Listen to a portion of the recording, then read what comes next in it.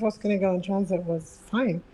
I mean, I just left working in a law firm that I was there for 4 years to working with my mom in her law firm for a year, and then finding out that I had a brain tumor, to recovering from that surgery in the States and coming back to Nigeria and being employed by Ndani. Life was pretty much on that. It was on a trajectory that I wasn't sure of, but I was excited about because it was something that was different from what I was used to, which was law, right? In terms of how it came about, I was sat in the office one day at Ndani.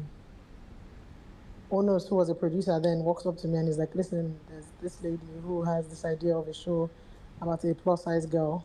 And I'm like, okay, what else? And he's like, well, yeah, that's all she has. And I was like, oh, okay, interesting. Oh, well, okay. So we were looking for a scriptwriter. I was like, okay, I know someone who, she's not a seasoned scriptwriter, but she's been writing online for a bit. She has a blog post and a few things like that. I think you guys should talk to her and it'll be great. And that was pretty much the first time I'd ever heard about it.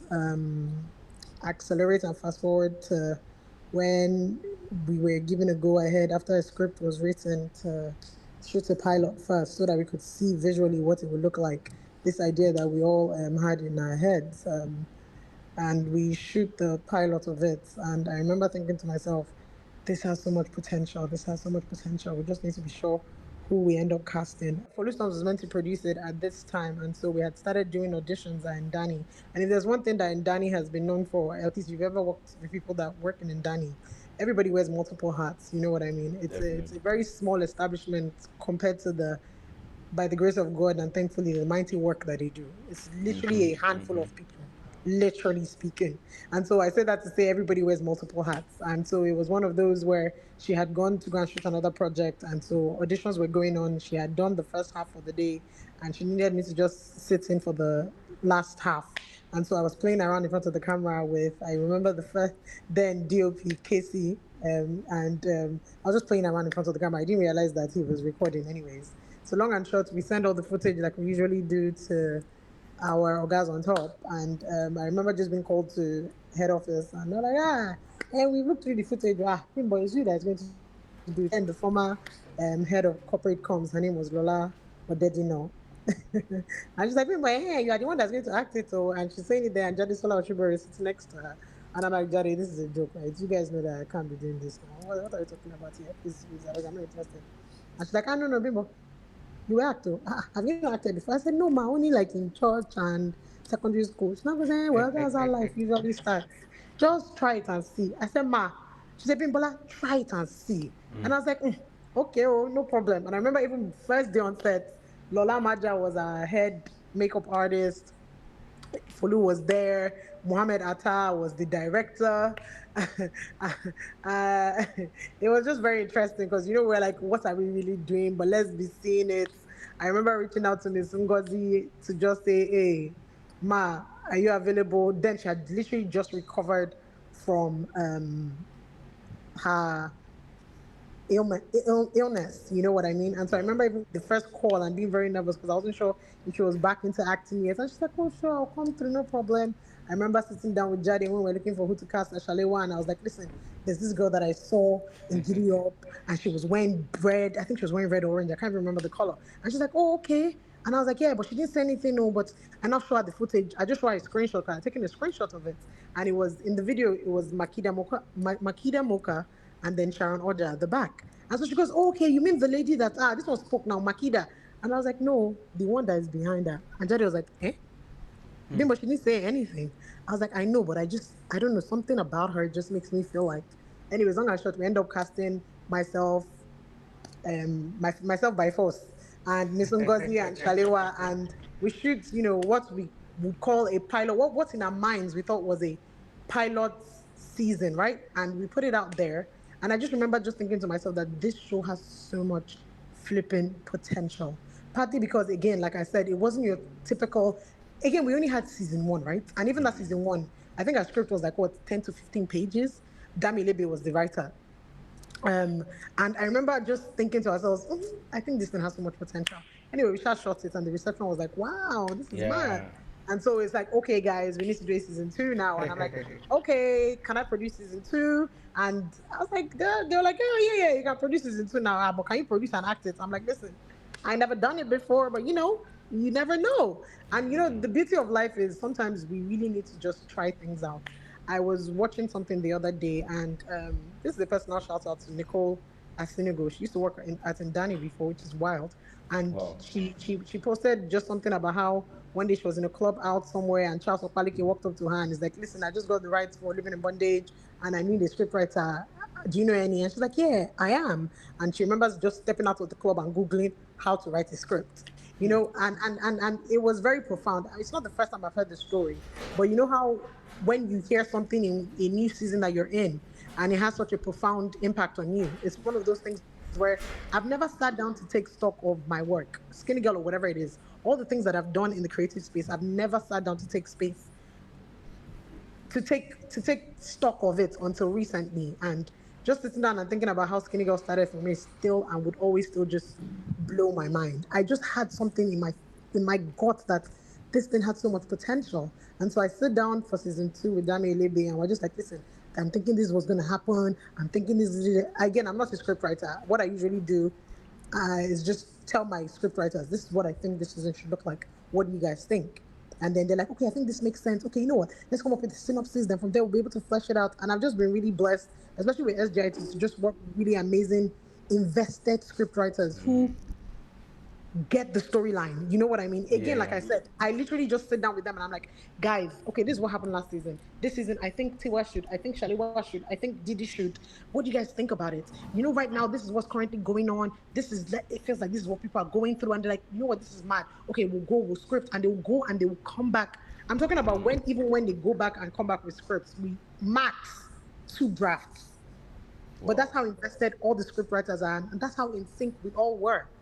Season 1 was Dami Elebe, season 2 was Dami Elebe and Jadisola Oshiberu in terms of script writing. Same thing with season 3. Season 4 was when I dragged my good friend Bumi Ajakaye, dragged her destiny into joining Dami in writing.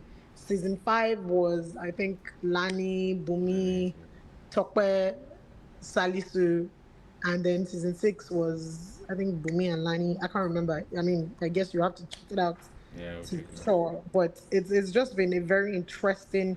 It's been an interesting journey, and like I said, from the first time I just heard story about a big girl show we don't know yet, I just already could just start imagining so many possibilities. So I won't lie, and I'm not going to cap by saying that I didn't think the show was going to be great. I thought it was going to be great. I thought there was potential.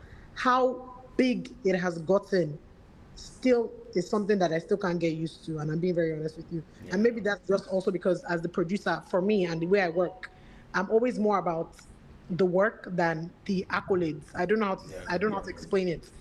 Yeah, I'm sitting there, I'm like, okay, did they like it? Did they notice the little details? Did they notice that we changed her hair? Did they notice that, okay, she was wearing this? Did they notice? So for me, every time, it's always hard to me to just sit down and just be like, oh yeah, that's true. I'm the lead. Most times I forget. Like those things don't, it doesn't give me life. It's the after effect of it. But yeah, anyways, to answer your question, I definitely knew that SGIT was going to be something.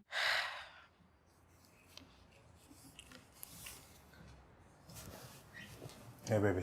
Hey, how long have you been waiting here for? Long enough to know you're amazing at this. No, no, no, I'm serious. They're going to love you. It's interesting to see, and again, maybe because I'm also, I like to be quite analytical and very critical of the work that I do. If you sit down and you look at certain comments, again, I look at them. I'm not going to lie because I'm the producer, and I like to look at comments so that I know what I'm doing.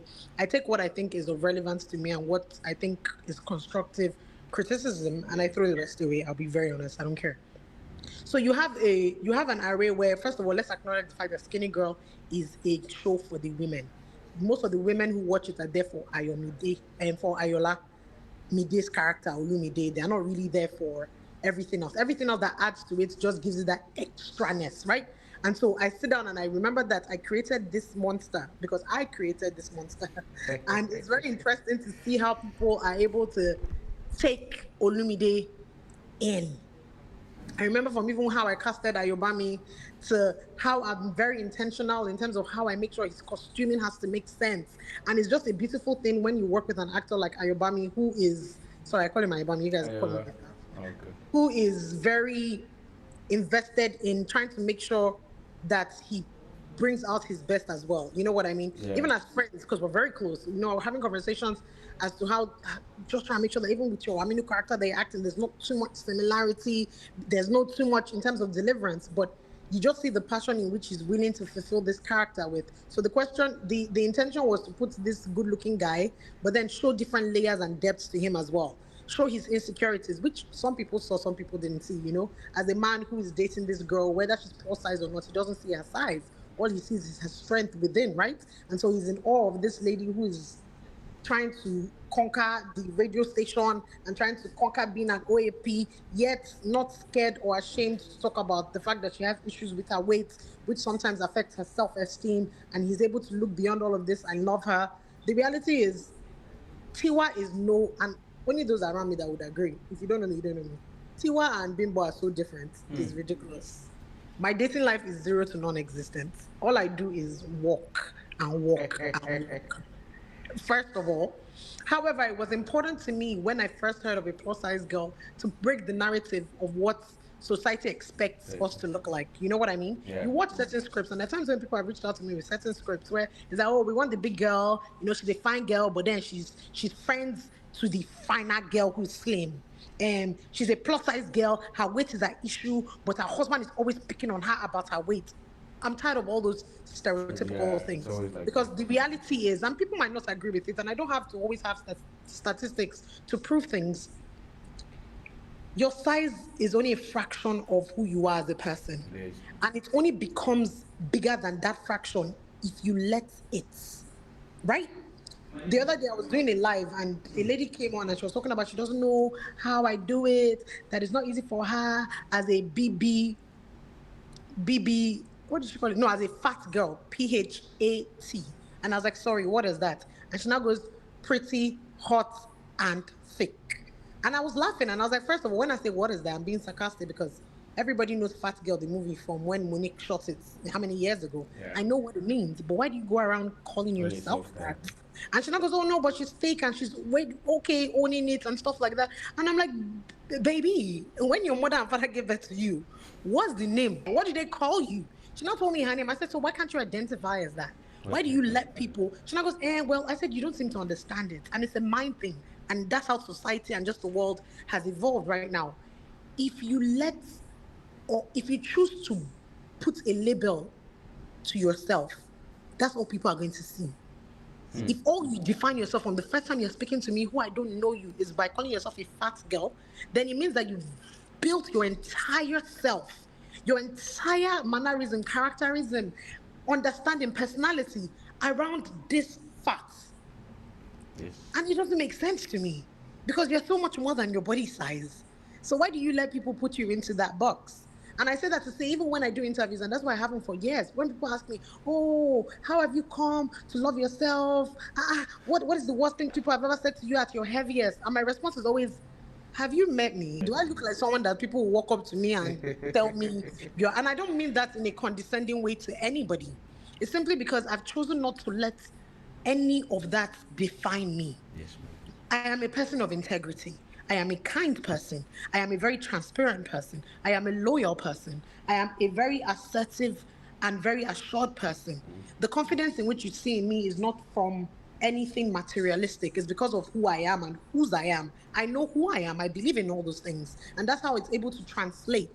And so when I sat down and as we kept on evolving or trying to evolve Tiwa's character, it's always coming from a place of not trying to stay down and just beat down on just this weight. However, we also have to acknowledge the fact that it does play a role, right?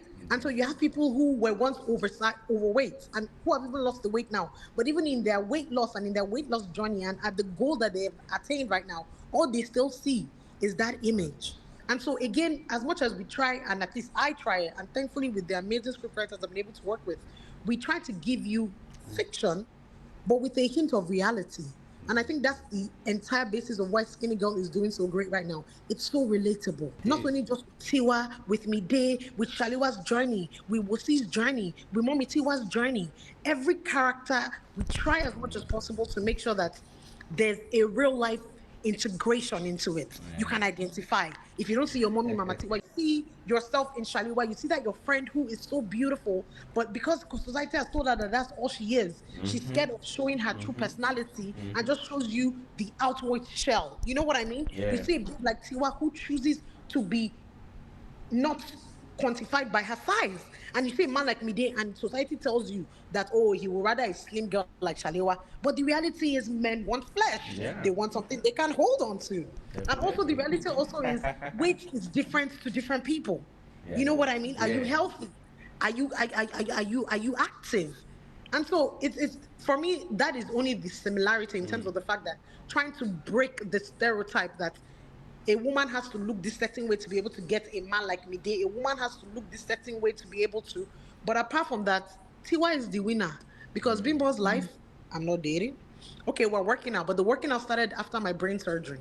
And so it only made sense for me to just try and incorporate it into the character, but not necessarily to say that Tiwa is on a weight loss. And that's why I don't know if you've noticed from even season 1 to now, the focus is never really on her weight. The only why people mention that is because the show is called Skinny Girl in Transit. So if you ask a layman on the road, you'll be like, but the girl never lose weight now. It's an oxymoron. The point is, and that's if you understand storytelling, you know that there are some characters that are so integral to the entire story, especially with series, that you can't even take them out of it. But the journey is not to get her to be skinny. The journey is Skinny Girl in Transit. What is she trying to shed in her life? She's been able to overcome weight by the time she got to season 4. She was able to overcome not being able to be vulnerable with this man that you can tell that loves her, which is why at every point in time she kept on trying to sabotage and push Mide away. Eventually she was able to share the fact that, listen, you are deserving of this love.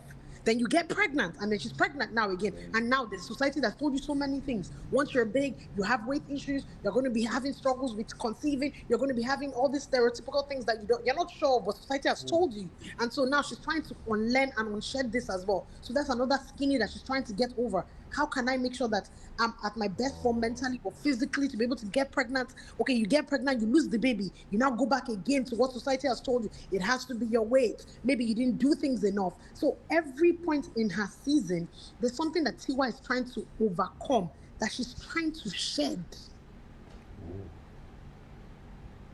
That's my understanding and my interpretation as when I was the producer. And that's why I'm again blessed to be able to sit down with amazing. It's not a lot of writers that do Skinny Girl. I don't know about this season. It's not a lot. And so you sit down and you see the passion that they all have, and we all get it. You know, we're sitting down and then we're talking about pregnancy, and then Lani, who was married then, is talking about, oh my God, this is this. I had a best friend who went through a really terrible pregnancy that the child died. I have friends who have gone through terrible, and we're talking about it. And then you have Bumi, who's a researcher. The minute you're talking about something, she's already calling a doctor. What is the real factor? Okay, can we include this inside the scripting? How do we come up with the storyline? You're sitting down there, you're talking about Didi. Okay, Didi, how can we evolve Didi's character? Okay, Didi is always that friend who's always acting very shallow. She's always making everybody happy. But people who make people laugh also have things that they're dealing with. How can we get to the crux of it? She wants love. How can she fall in love? This new season, you see her evolve into a different place where she's not falling in love, but now there's something else again that they want from her that she's not sure she wants to bring out, which now takes her character again to another level. You have Shalewa, who started off with just being vain, dating a married man, to falling in love with Mohammed, to Mohammed cheating on her, and her realizing that, you know what, I need better, but then she's not sure because, again, you fall back into old patterns. So she falls into a relationship with Kwame, and Kwame is even worse.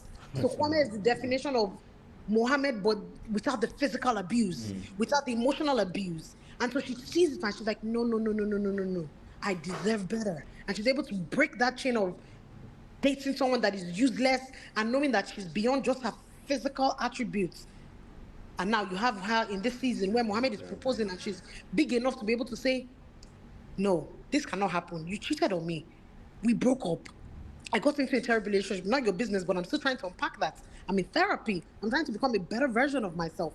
And so it's just a beautiful journey. And I can't even lie, man. Skinny Girl is definitely one. And I've done quite a few projects. There's definitely one that is very dear to my heart. Also just being blessed I have to say this without any shadow of doubt, to have worked in a company like Ndani that was able to allow me creative fluidity. I like to think even just the entire show in The itself. entire show. You know, from yeah, I would like to think so. I'm very and I people that have worked with me, I worked with me on this particular production would agree. I'm very very passionate about Skinny Girl because the intentionality that went into it, at least from my end, it wasn't small. It wasn't small. Everything, every detail, like I said, down to the hair, to costume of every character, Yeah. to location selections, to everything was very, very intentional. And it's really humbling to see that it was received and it's still being received very well. Sorry. I didn't do things the right way. But you deserve to be asked one very important question. So, here goes.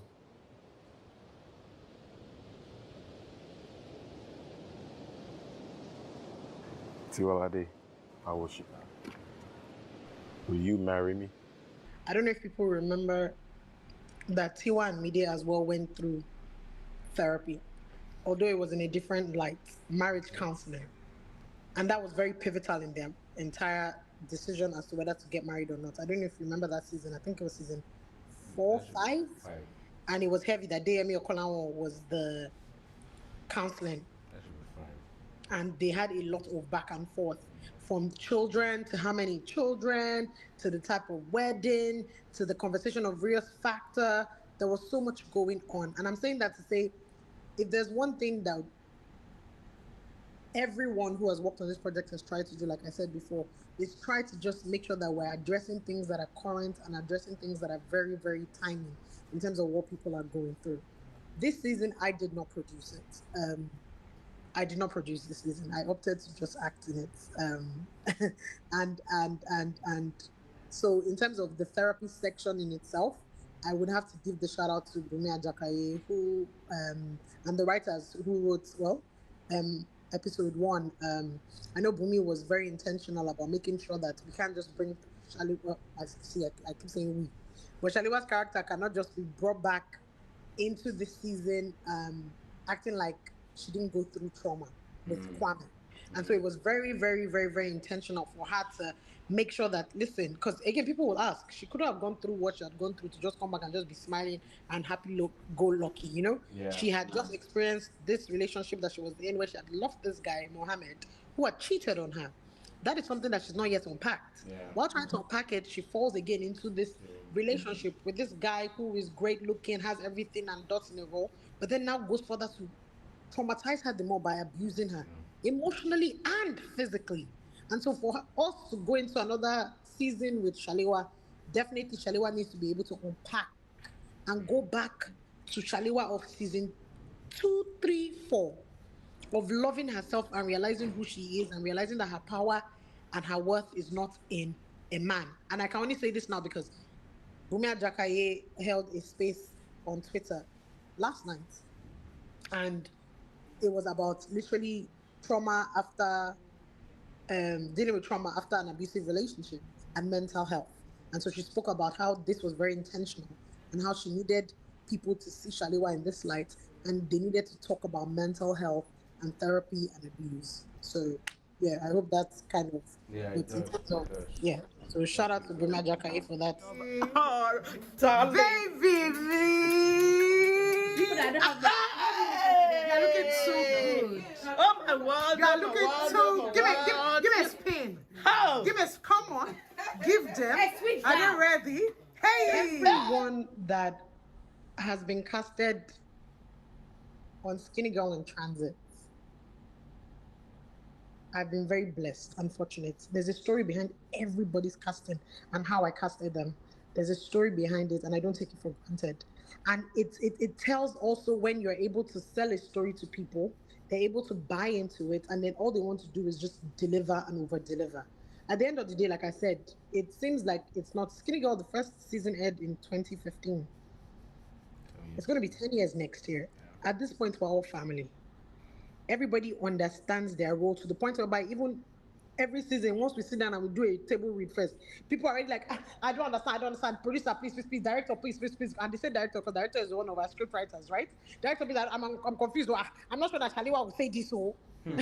I'm not sure. Mommy going to be like, what's this one? No. I'm not sure. And that's how invested every cast member has been.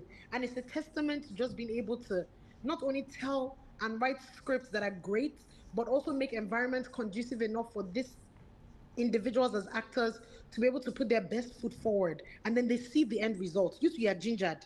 When they call you for the next season as well, you're ready to be like, okay, guys, let's go. So everybody has evolved. Everybody is doing different things right now. And at the end of the day, it really is work. So you would have situations where people can't even make it in terms of schedule, but we're willing to move schedule around to just make sure that everybody is on set at the same time. People are able to shoot their scenes, and there's just great synergy, regardless of whatever it is. And it's a beautiful blessing. We haven't shot since 2019 until we shot in 2022, and yet everybody on cue. Literally, everybody, even down to cast that Wally. We only see Wally maybe 2 scenes, 3 scenes in the entire season. And I'm saying that to say we can go 5 years without, and his scenes are never scripted. Do you understand? It's just that Wally enters and then he ad-libs everything. But even then, the energy is the same. I'm putting out a BTS today, and the energy is the same. Everybody comes in, oh my God, Bimbo Alpha, hey, Mr. Alpha, hey, Sharon Alpha, hey, Ayoola Alpha, hey, Beverly Alpha. Everybody just literally picks up where we left off. And shout out to the crew. If there's one thing that I don't know, even till now, and I have to give it to us at Ndani, and I'm saying us because I was a part of the system that put things in place. Yes, ma'am. We are loyal to people that are loyal to us. And when I mean loyal, I don't mean loyal in terms of sentiments.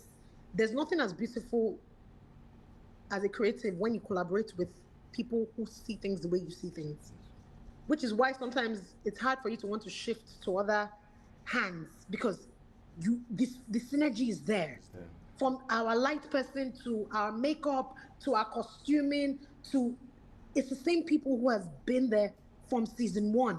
And so even when everybody comes back on set, both crew and cast, it's literally like a reunion.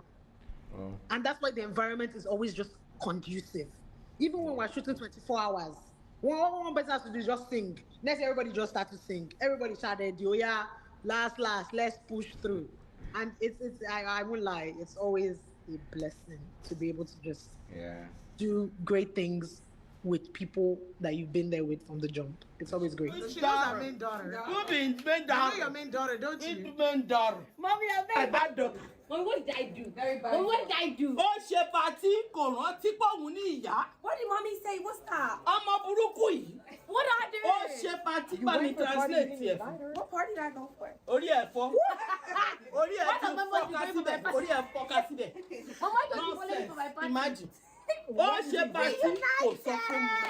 You did the whole party. Yes. What did they do? Ó jókòó sí ọ́fíìsì kí lorúkọ Mommy, ẹ̀. that party was for Monday. This is history When party. my son was for Ọmọdé It was when my Mommy, son. it was party on Monday. Come and see Posy. Tó bá rí Posy. This is history. What is my favorite season? Honestly, I don't have one. And the reason why I'm saying that is because there's no one season that I've given less or more. Every season has made me cry. Every season has shown me shege banza. But if I would say one that was very dear to me, simply because the amount of collaborative efforts that went into it, it has to be the season where Tiwa and Mide got married. Like I said, it's great when you are able to work with crew and cast that you've been with from day one. But every time I reach out to my network,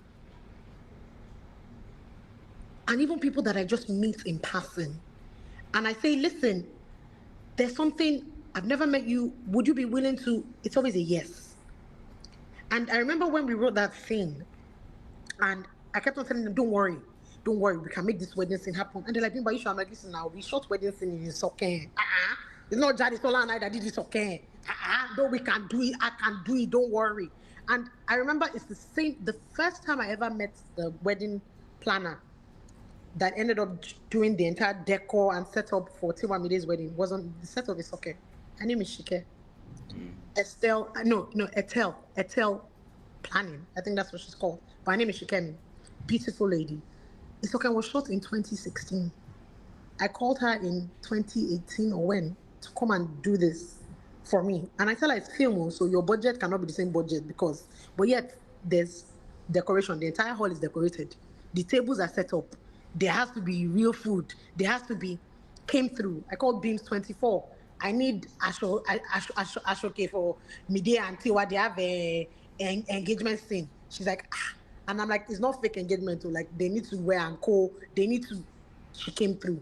Virgo's Lounge had just started their clothing line then. I reach out to them. I'm like, I need bridesmaids dresses. And I'm saying all this just, so that season for me is very, very, very, very dear because how everything came together was just blood and sweat, but the collaborative effort of everybody that came on board. I call Tasala, Dupe Tasala. Tasala is not a small establishment. She came through.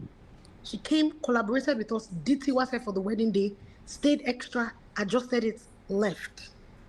So when you see all these visuals come into effect, it's just very humbling that people are able to come through. For me, that was very special because if I had to sit down and put all these collaborations into money,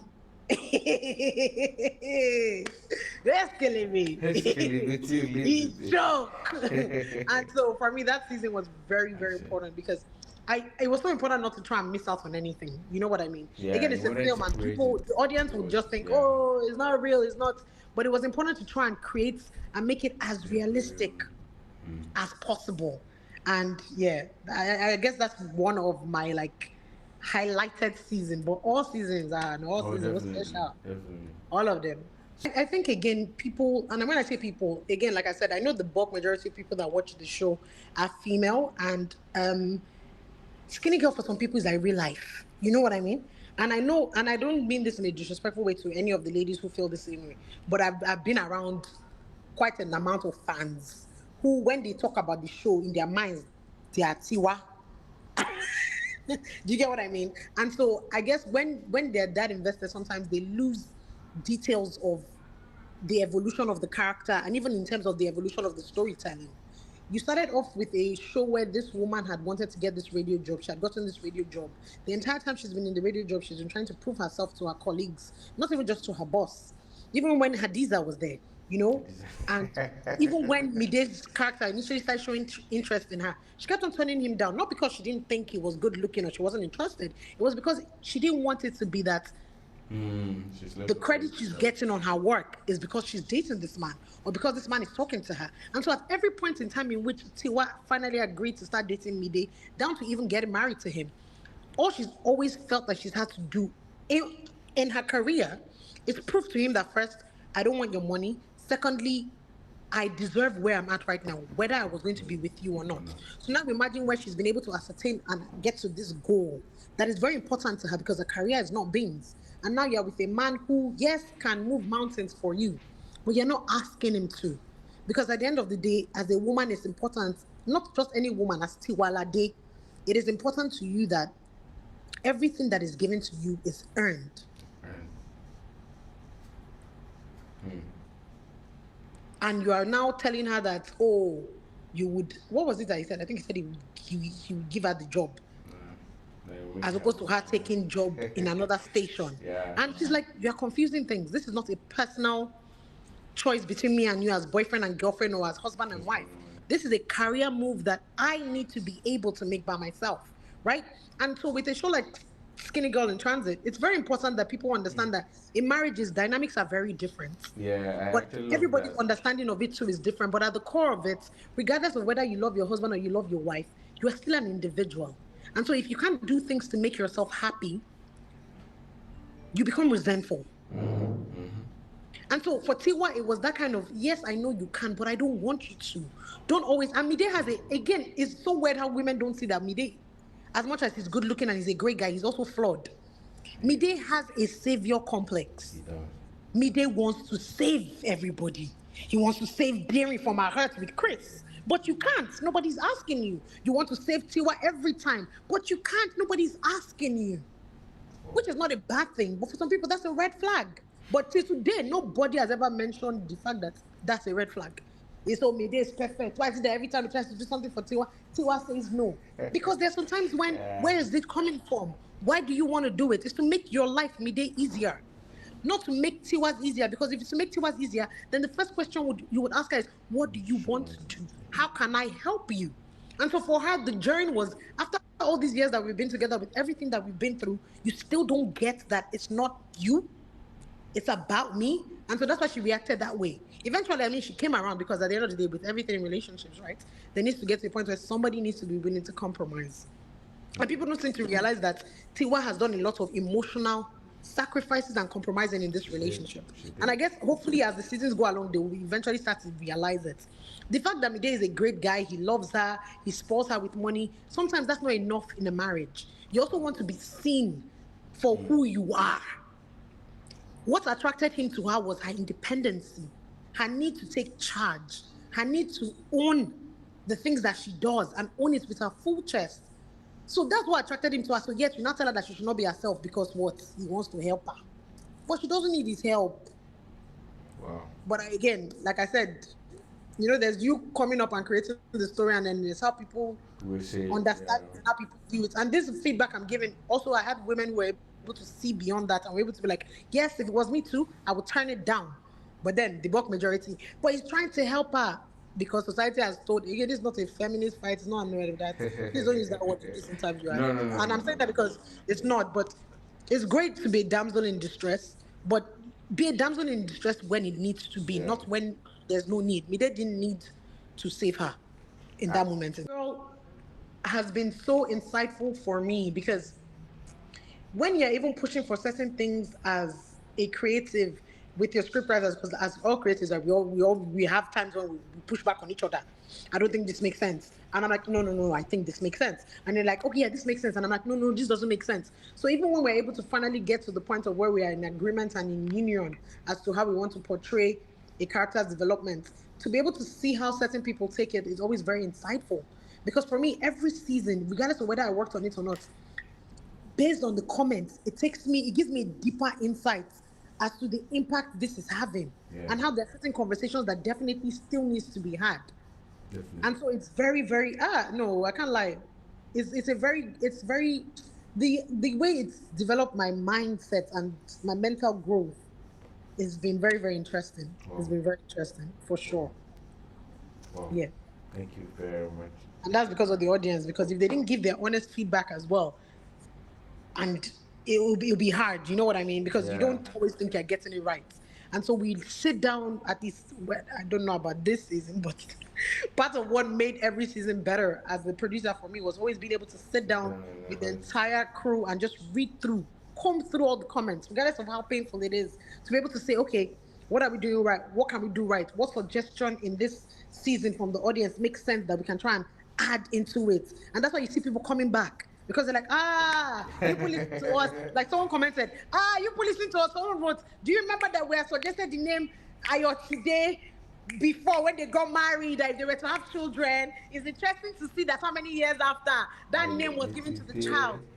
It's to say how these comments, regardless of whether they're good or bad, is being paid attention to. So we're not just creating a show that is just for us. It's not just for the producer. It's not just for the script writers. No. It's also for the audience as well. And that's why they are this into it, because they see it. They know. They know that their feedback is being paid attention to.